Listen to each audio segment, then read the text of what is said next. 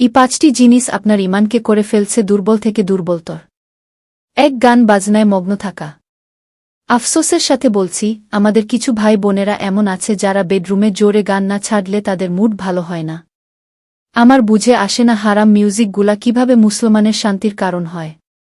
অথচ আল্লাহর রাসূল সাল্লাল্লাহু আলাইহি ওয়াসাল্লাম বলেছেন, পানি যেভাবে ফসল উৎপাদন করে ঠিক তেমনিভাবে গানবাজনা মানুষের অন্তরে কপটতা উৎপাদন করে, আপনার ঈমানকে দুর্বল করে ফেলে। 2 ফরজ সালাতে অবহেলা করা। আপনি একটু চিন্তা করে দেখুন, আপনার রব আপনাকে 24 ঘণ্টা দিয়েছেন, আর এই সাথে তো তার অফুরন্ত নিয়ামত আছেই। আর আমরা রবেরই দেওয়া 2-4 ঘণ্টা থেকে 1 ঘণ্টা দিতে পারছি না। 5 ওয়াক্ত নামাজ আদায় করতে বেশি থেকে বেশি 1 ঘণ্টা সময় লাগে। কতই না হতভাগ আমরা। মনে রেখো, নামাজ বেহেশতের চাবি। 3 গীবত করা।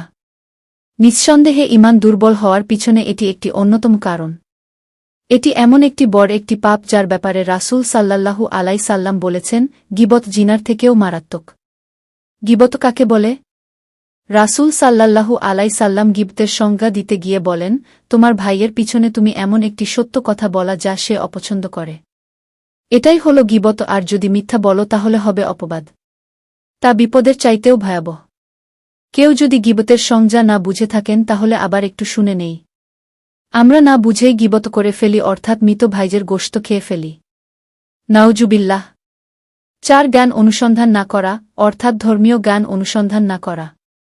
ধর্মীয় জ্ঞানের গুরুত্ব বর্ণনা করতে গিয়ে রাসূল সাল্লাল্লাহু আলাইহি সাল্লাম বলেছেন, একজন আলেমকে পথভ্রষ্ট করা শয়তানের জন্য জ্ঞানহীন 1000 ইবাদতকারীকে পথভ্রষ্ট করার চেয়েও কষ্টকর।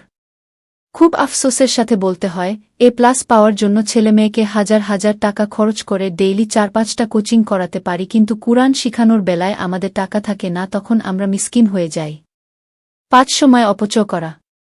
এ ব্যাপারে রাসূল সাল্লাল্লাহু আলাইহি সাল্লাম বলেছেন, কিয়ামতের দিন 4টি প্রশ্নের উত্তর দেওয়া ছাড়া কেউ সেখান থেকে নড়তে পারবে না। ওই 4টি প্রশ্নের মধ্যে 2টি প্রশ্ন সময় সম্পর্কে হবে। 1 নাম্বার হল, তোমার জীবনকে তুমি কিসে ব্যয় করেছ? দ্বিতীয়টা হল, তোমার যৌবনকে তুমি কি কাজে ব্যয় করেছ? হে আল্লাহ, আপনি আমাদের এ 5টা বিষয় ত্যাগ করে আপনার প্রতি ঈমান আরও বেশি দৃঢ় করার তৌফিক দিন।